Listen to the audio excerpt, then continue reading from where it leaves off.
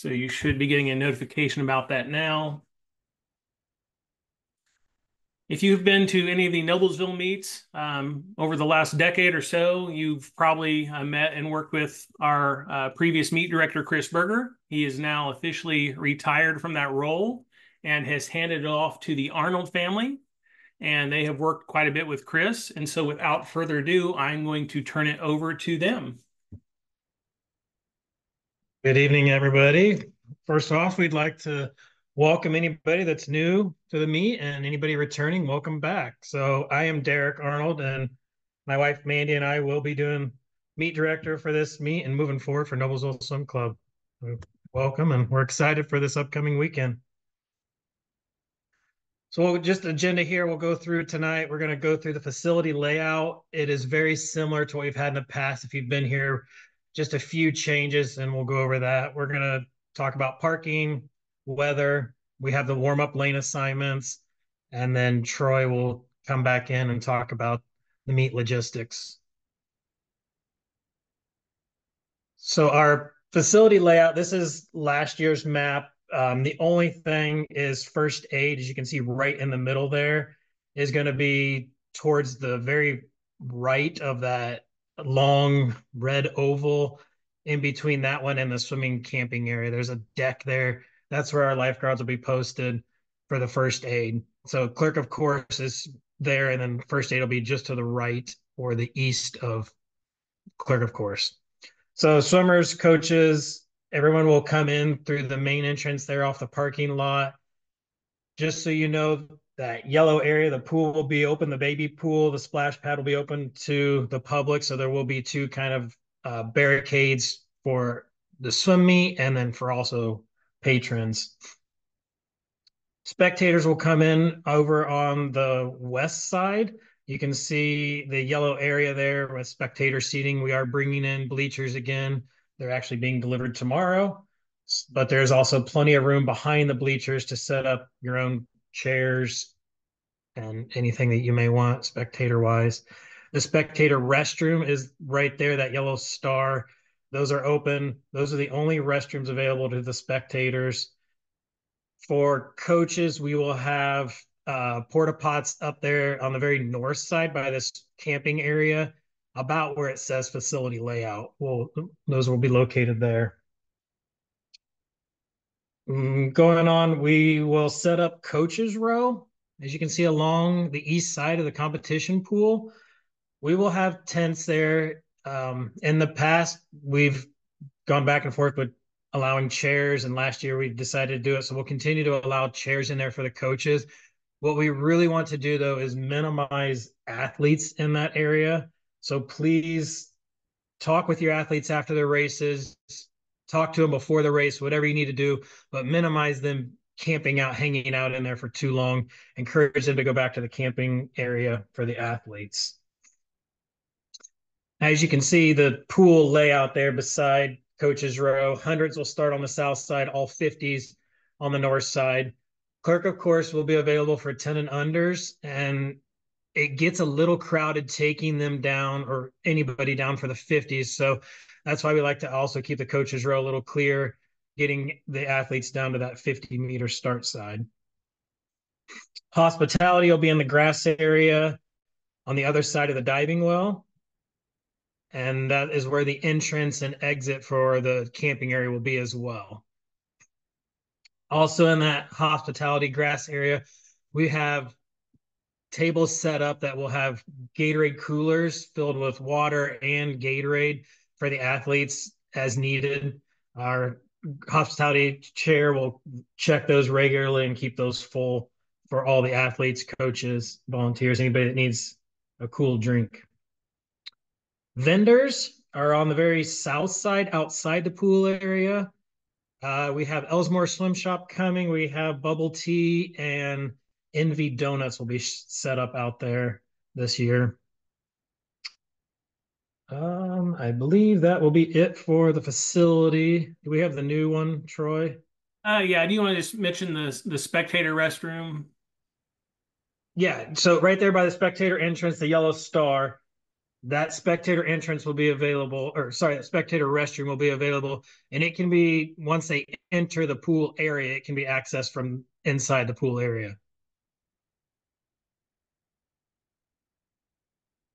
So this is the new layout. As you can see, the difference is going to be our camping area this year. They have installed a basketball court and a sand volleyball court.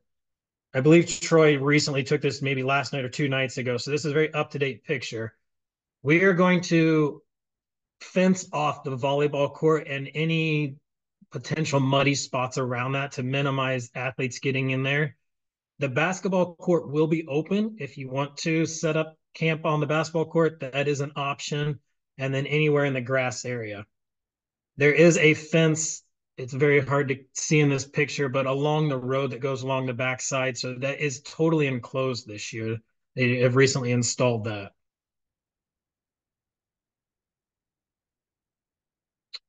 So along with that, just kind of what we mentioned, the coaches row, there will be tents that we set up for the coaches row, but you bring your own chairs.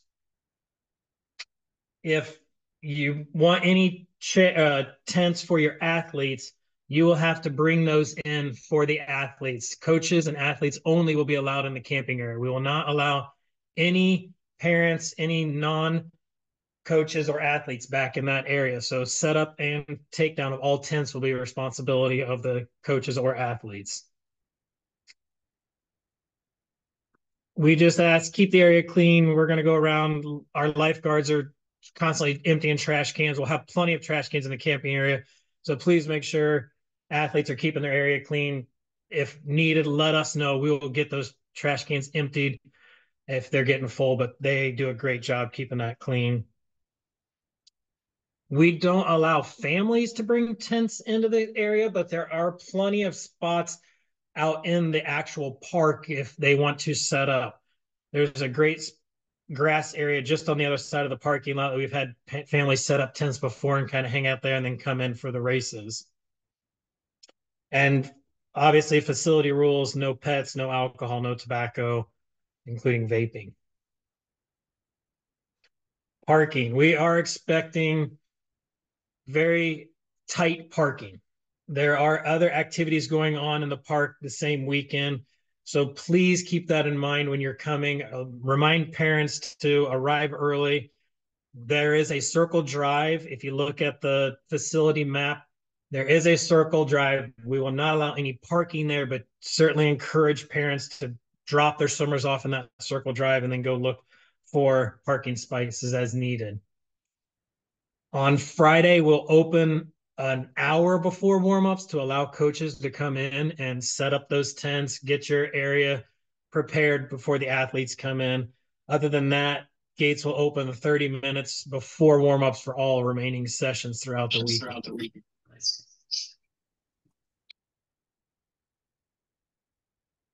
All right. Weather lightning detection is at the pool. There's a lightning detector. Lifeguards will clear the pool. They'll check. We ask that anybody in the area, spectators, leave the area if instructed to do so. They will go to their cars. Swimmers and coaches may go to the locker room or they can go to cars as well. But once we clear the area, we will not allow anybody out of the locker room if it's still storming. So once they're in their area, they will remain there until cleared. And these are guidelines set forth by Forest Park Aquatic Center. So we follow their rules. Kim is the manager and we work closely. She'll be there all weekend and we determine any needs based off of that.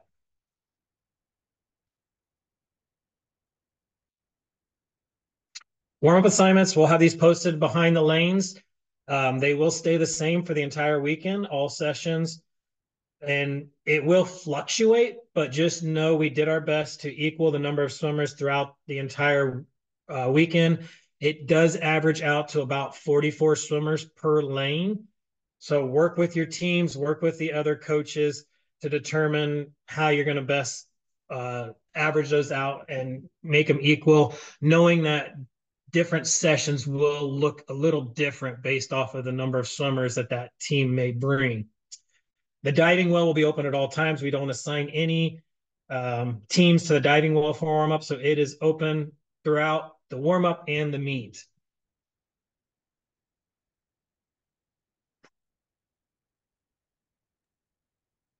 All right. Thank you, Derek. So I'm just going to go over a couple of things real quick. I don't want to take up too much of your time. A lot of this I've already sent out via email, but I do want to go over just a few things.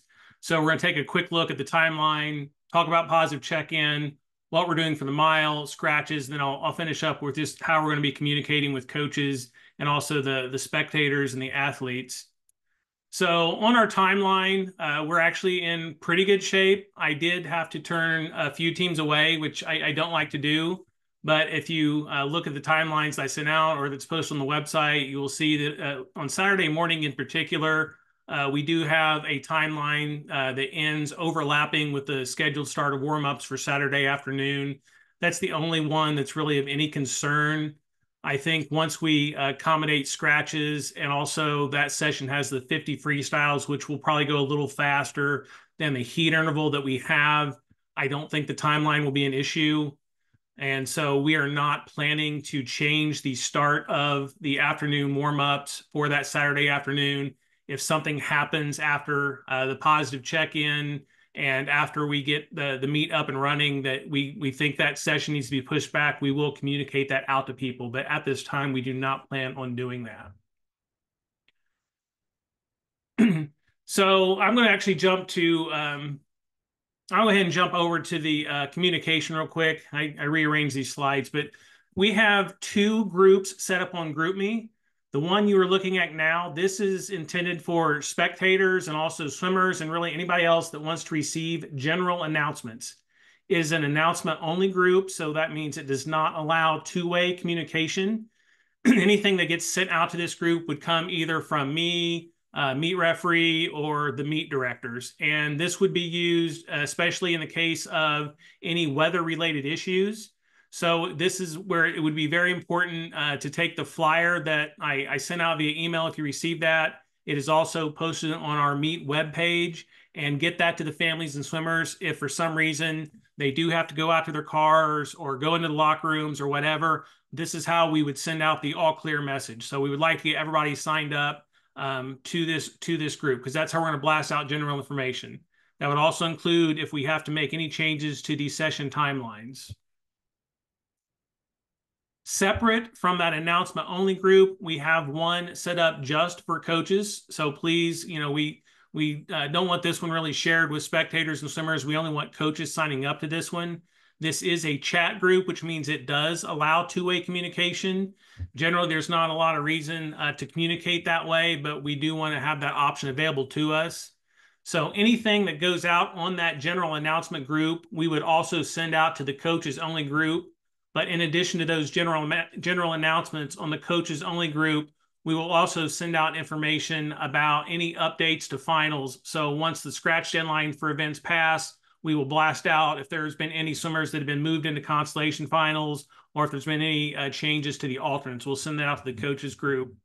Every once in a while, there is a need to get consensus from coaches for something that comes up. If that happens, we will put a poll into the chat group. And we would just ask that if you respond to that poll, you just have one representative from your team respond to that. And so those are the different things that we're going to use with these GroupMes for. It's worked well for us in the past. If you're having an issue, please let me know. But you should have received flyers with links or you can scan the QR codes. So the other thing that I wanted to go over is the 1500.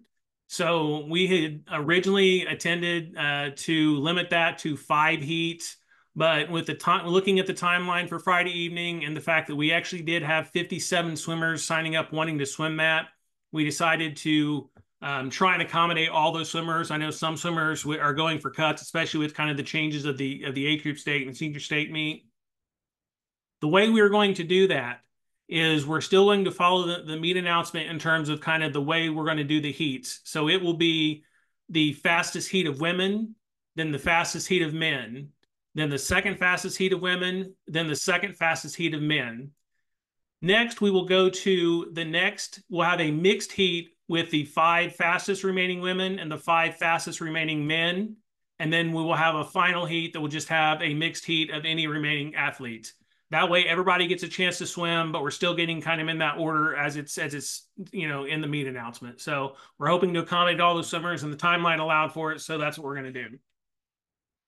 With our timelines, the other thing that we really need help with from coaches is that when you sign in each day for each session, you should have an entry list for your team's events for that session should be available. If you can pick that up, and then whether you want to either highlight the swimmers that are there or just cross out the swimmers that are not, it doesn't matter to us as long as it's kind of obvious what you're doing, and then turn that in at the admin table no later than 15 minutes after the start of warm-up. And so that will be how we handle scratches, or if you want to call it positive check-in, that's fine. But if you can do that, that will really help us with the timeline. We prefer not having empty lanes. If you have swimmers that are running late or whatever, please try and just have some way for them to communicate with you so that you don't scratch them. But if that does happen, if you scratch a swimmer and they show up, just let us know at the admin table and we will find a way to get them their swims. But please help us out and get those entry lists turned into us by 15 minutes after the start warm up, and that will really help us with our timelines. For the 1500, we will actually just have sort of a separate sign in at the admin table. A lot of those swimmers are older swimmers who won't be there at the start of that Friday evening session. So there will be a separate sign in for them. If you can come over at any time during that session and sign them in if you want to, but that will be available at the admin table.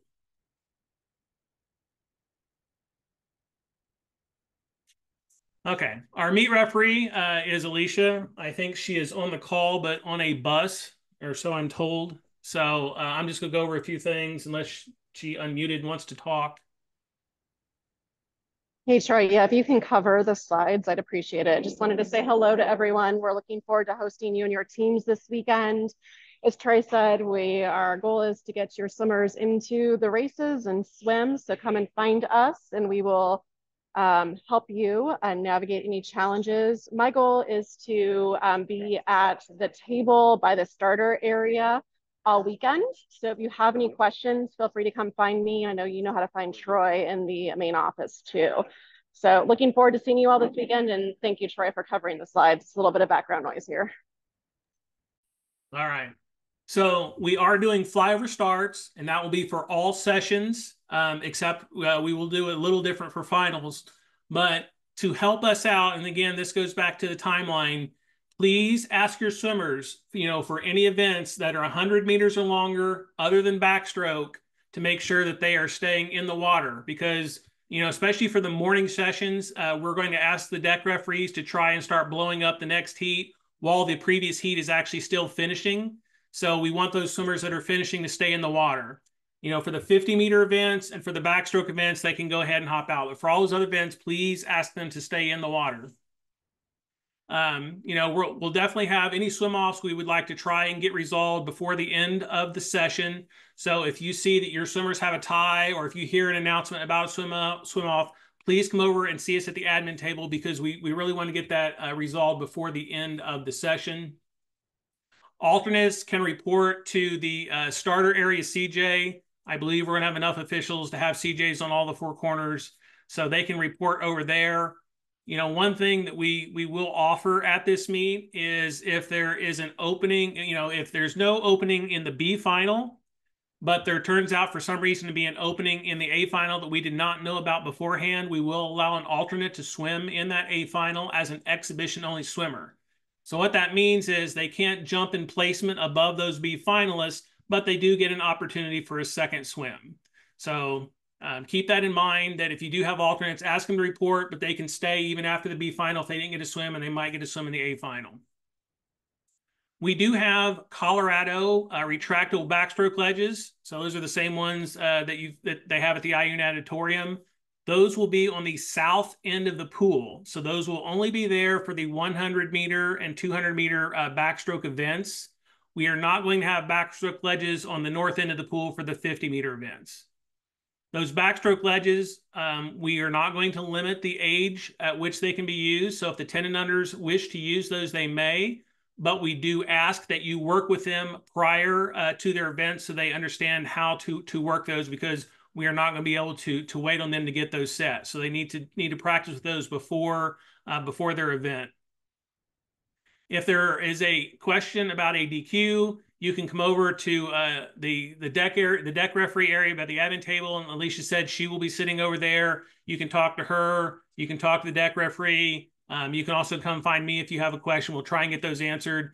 I believe, again, we should be able to notify most of the swimmers if we have enough officials signed up. But if for some reason a swimmer gets away and you see a DQ pop up in Meet Mobile, or you see a DQ in the results and you have a question, just come and let us know.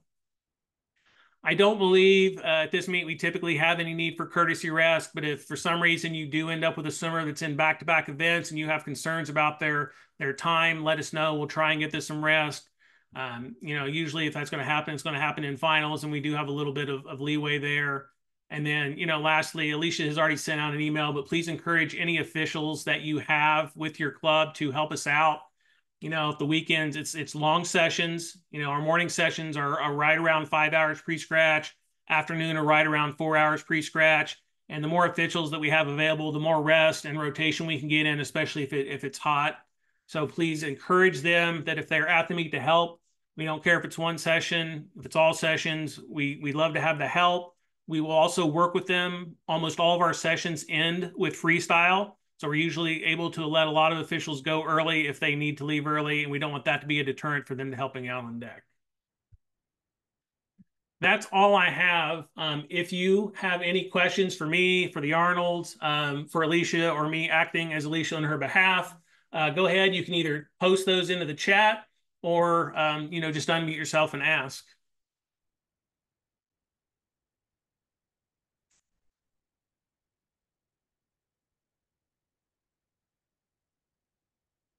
All right, going once, going twice.